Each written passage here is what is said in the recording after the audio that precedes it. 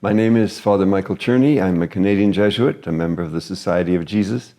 And it all began at Loyola High School in Montreal. I was a student there in the early 60s, and I was impressed by the Jesuits who ran the school, especially the younger ones who taught us. And so I too wanted to serve. I wanted to serve God and serve people, and to me it seemed the Society of Jesus was the best way to do it. In the middle of 2016, Pope Francis announced a new reform at the Curia, and he put together four pontifical councils into one new department for integral human development. Migrants and refugees is an important issue in many parts of the world. We usually hear about it because there's one crisis here or one crisis there. Most recently, many people have heard about the Syrian refugee crisis, or sometimes we hear about the Central Americans coming across the Rio Grande River into the United States. But in fact, there are movements of people all over the world, many millions of people on the move, and on the move in situations of terrible insecurity and danger and suffering.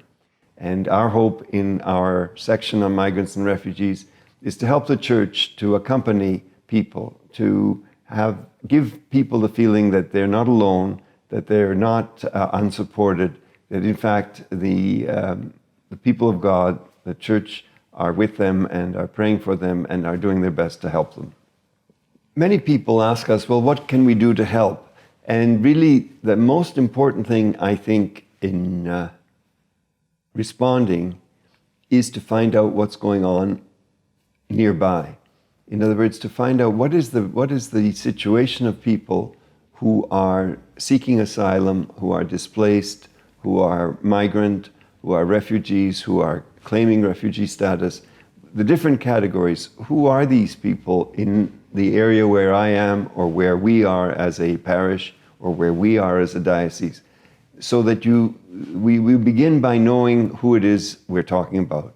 That you don't try to respond to what you see on TV or what you read about on social media, but that you learn to respond to the people who are really nearby.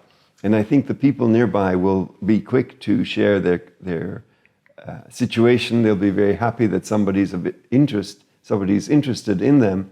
And from there, it'll begin to become obvious what you can do to help. So I would say the first answer to the question, how can we help, would be draw near,